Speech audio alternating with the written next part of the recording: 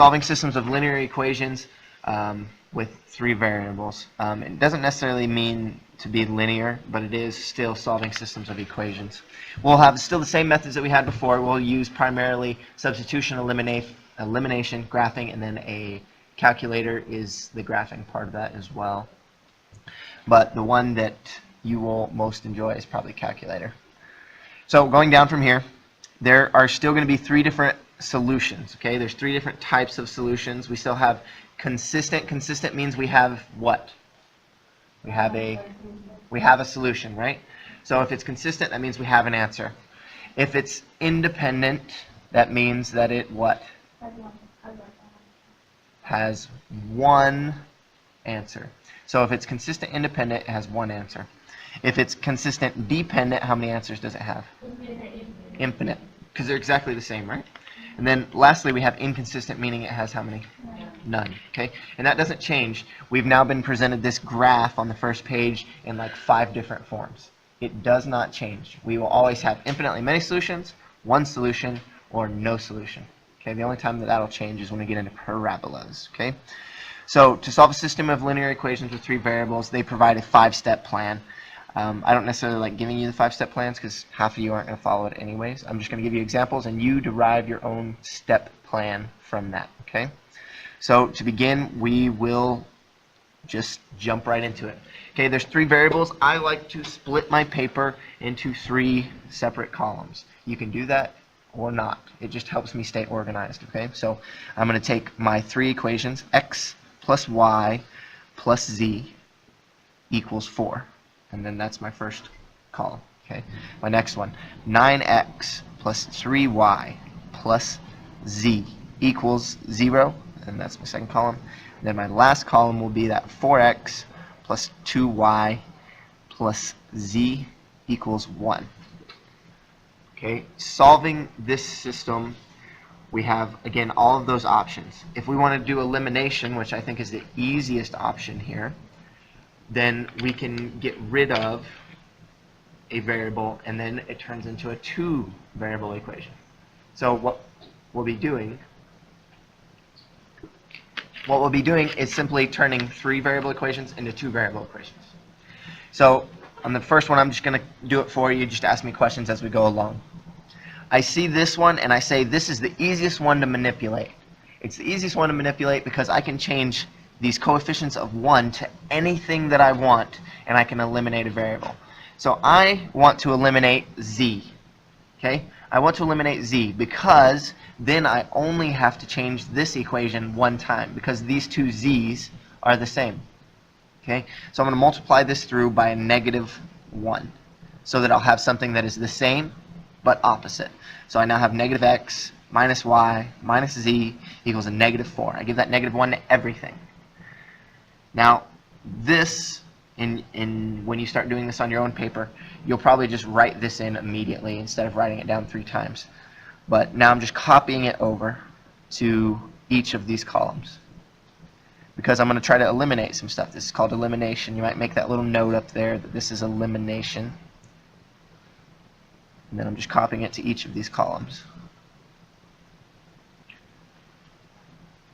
Now I just do what I've done before. I just add straight down. Since I already have them in order, I just add them straight down. So 0 and -4 make -4 equals, we can drag that thing down. These z's canceled out, so that's what I wanted to happen. 3 minus 1 is 2y. And then we have 9 minus 1, which is 8x. Everybody good there? Okay. Over here on the right side, I am going to 1 minus 4. 9 is 3. I'm going to drop down that equal. This z cancels out.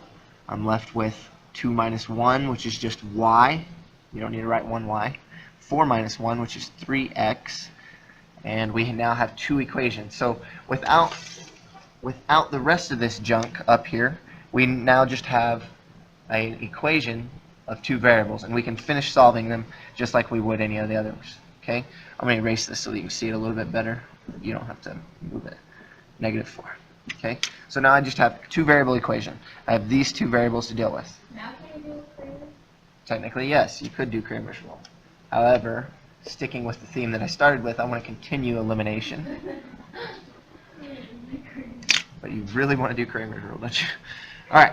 So from here, I'm going to get rid of what is the easiest variable to get rid of. You should know how to do these now. Do I want to get rid of x or y? I would want to multiply this one by a -2 because y is the easiest one to get rid of. Y'all guys get so far ahead. I just asked what variable. X. Okay? So I want to get rid of x. Or sorry, I want to get rid of y. So I multiply the whole thing through by a -2. When I distribute that -2, I get -6x minus 2y equals +6. So again, instead of writing it underneath, I just went ahead and wrote it over here in that column. Helps me stay organized. All right, so now I'm just adding them straight down, right? -4 plus 6 gives me a +2, dropping down my equal sign. My y's now cancel out. I'm left with 2x, and when I finish solving this, I divide by 2 on each side, and x equals 1. So I have a variable answered for. I have 1. Now I have 2 more to find. So again, if I take this and I plug it in over here, I plug in my x over here, I can solve the next one. 3 times 1 is 3, plus y equals -3, and I finish solving. Subtract 3 to both sides. And y equals what? Negative. No. Man, y'all are really good. Thank you. It's -6. Okay? -3 minus 3 is -6. Indeed. So we subtracted 3 to both sides and we got a -6. So now I have 2 of the variables. So now I can plug it in back to this guy. I'm going to plug it into this one because, well, these columns are getting kind of long and I feel like this guy's been left out mainly. But it's also the easiest one to plug into because I just have single numbers. I don't have to multiply anything to do it. So I plug them in. 1 minus 6 plus z equals 4. Is everybody good there? That's all I was doing.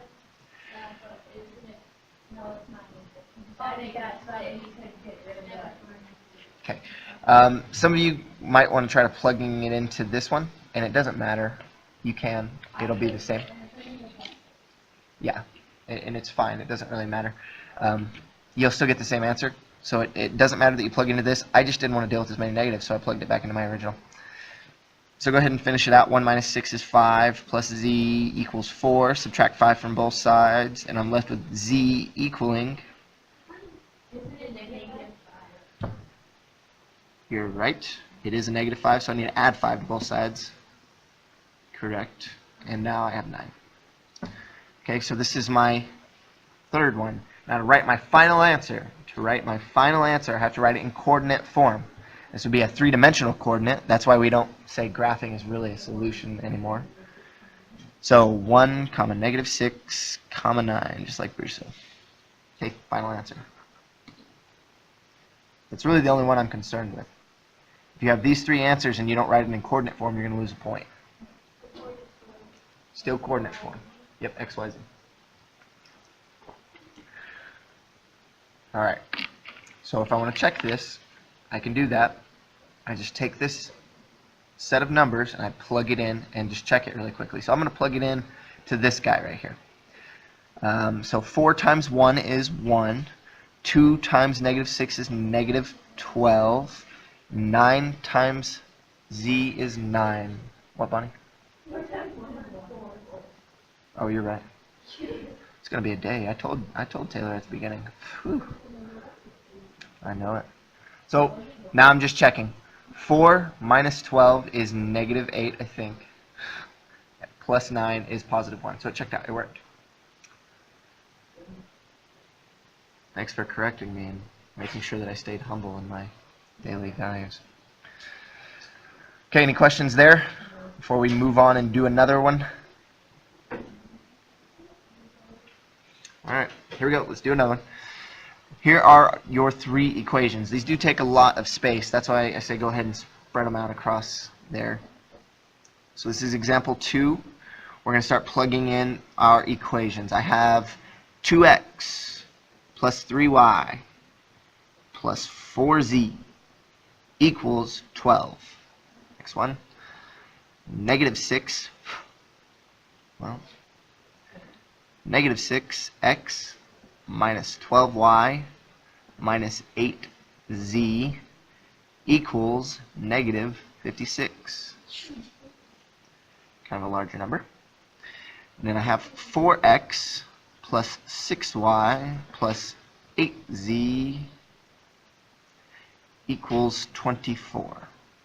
Alright. Now these don't necessarily present a horribly easy thing to plug into to use substitution or elimination on, right?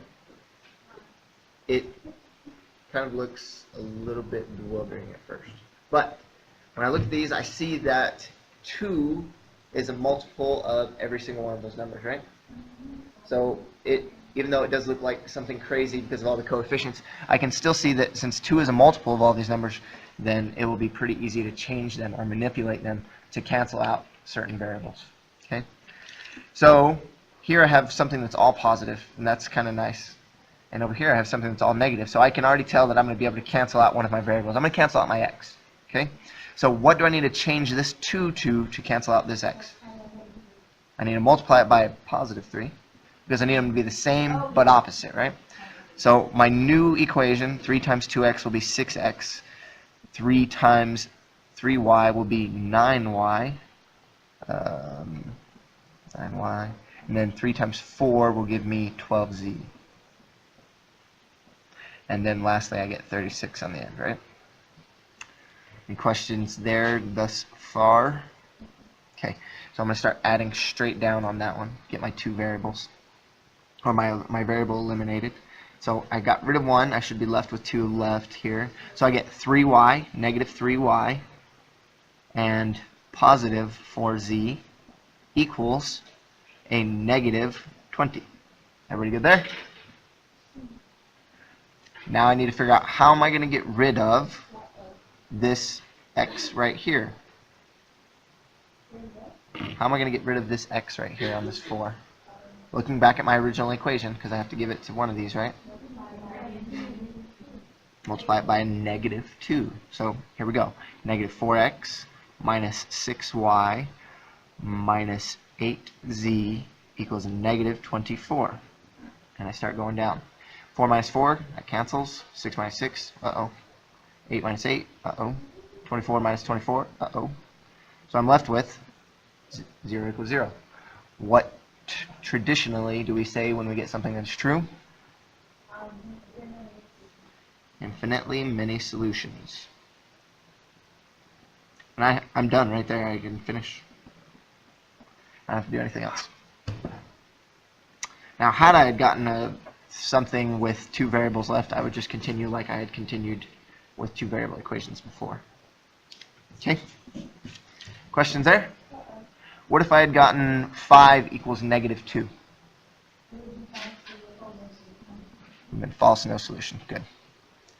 Just wanted to make sure that you understood. Okay, this one I am going to do with substitution, so we'll see a different method here.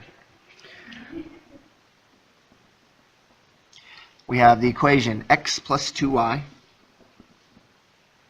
minus 3z equals 4. First equation. 2x plus 4y minus 6z equals 3. Negative x plus 5y plus 3z equals 1. Okay, so if I'm going to use substitution, I see that x is going to be the easiest one to substitute into. I think it's going to be the easiest one to substitute into because x is already by itself. It's already positive. I can get it by itself really easy. So I subtract 2y from both sides. I subtract or add 3z to both sides. And I get x is equal to a negative 2y plus 3z plus 4. And I can substitute that in. I really do not like substitution method with 3 variables. Okay? Now, all I have to do is take this x and plug it into both of these equations. Now, okay? So, again, the reason I don't like it is because it gets really long. So I have 2, open parenthesis, I'm going to plug in everything in for this x. So I have negative 2y plus 3z plus 4 And then I just drag down what was left, plus 4y minus 6z equals 3. I'm going to distribute out my 2. I get negative 4y plus 6z plus 8 plus 4y minus 6z equals 3. See how this is not fun at all? My 4's cancel out, so that's nice. That's convenient. And so do the 6's. So I get something that looks like 8 equals 3. False. No solution. That would have been substitution. Had I finished it, I would have plugged in this x over here as well. But since I already got no solution, I'm not going to. Okay? As soon as you get an answer, you stop. Whether it be no solution, infinitely many solutions, or an actual solution, you would stop. Any questions? All right, I've only given you one example on each of these. I need to know how y'all feel. Example 5, let me read it really quickly, and we're going to make 3 equations out of this, so pay attention very carefully to what's important. A person invests $12,000 for 1 year. Some is invested in 5%, some at 10%, and the remainder at the 13% interest. I don't know why you wouldn't put it all in 13%, but maybe we're diversifying our portfolios. The combined interest earned at the end of the year total from the investments was $920. The amount invested at 10% is $4,000 less than the amount invested at 5% and 13 combined. Find the value of the money invested at each rate. So typically in these 3 variable equations, they will have the availability to use whatever variables you want. For consistency, I'm going to use just x, y, and z. Okay? So up top, I want to define what x is, what y is, and what z is. So x is going to be the money at the first percentage, which was 5, at 5%. Y, we're going to let it be the money invested at 10%. And we'll let z be the money invested at 13%. Okay? Any questions so far? Okay, I'm going to start building all of these together, keeping in mind that these are just money amounts. Okay, so if this were 3 different separate banking accounts, say this was Wells Fargo, I don't even know, JP Stone, and USA. Okay, so if these were the 3 banks that we were invested in, I just have them at different places. So if I invest so much money at Wells Fargo, so much money here, and so much money there, and in total I have, what did it say, $12,000 invested. Okay, so my first equation will be the amount I have invested here, plus the amount I have invested there, plus the amount I have invested the rest in, and it equals the total amount I have invested, which is $12,000. Okay, so equation 1. Equation 2, we have to start talking about the amount of interest that I earn. So if I earn 5% interest off of this account, 10% interest off of this account, and 13% interest off of this account, this would very closely resemble our mixture problems where we wrote this, right? We only had 2 boxes in that one, but this one we're going to have 3 boxes.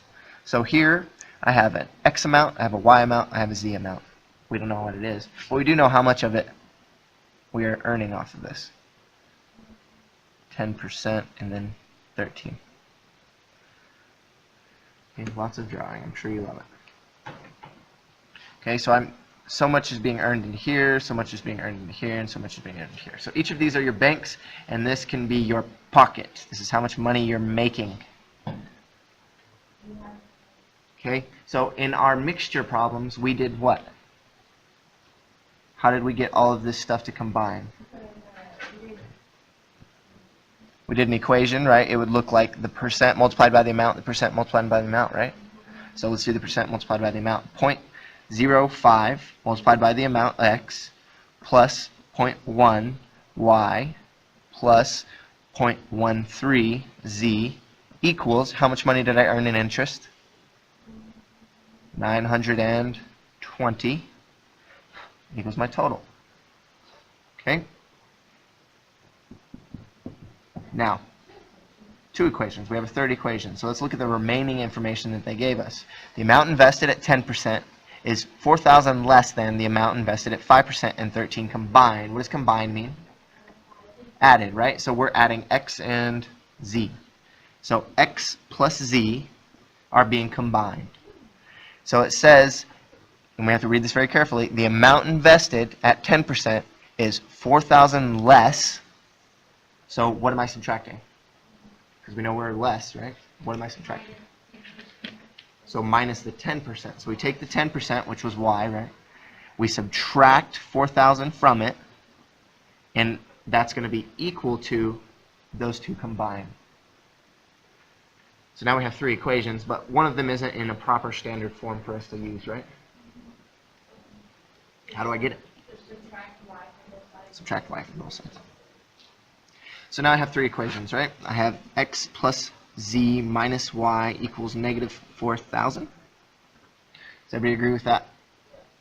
Okay. So now I have my 3 equations. I'm going to square them off real quick so that we can see them separately. And now since I have my 3 equations, I deal with it like I did before. I'm separating them into 3 columns. So give me a second, I'll copy these down. Here, I'm going to give you all guys a little helpful hint on these percentages. Because I had to write these as a percent because I couldn't leave this in a percent amount, I want to write this in a simple form. How can I change or move my decimal 2 places? Multiply everything by 100. So when I do that, I move my decimal place 2 times. So I get 5x plus 10y plus 13z equals 92,000. Now, of course, you're allowed to do that. I encourage you to do that because it'll make your life easier.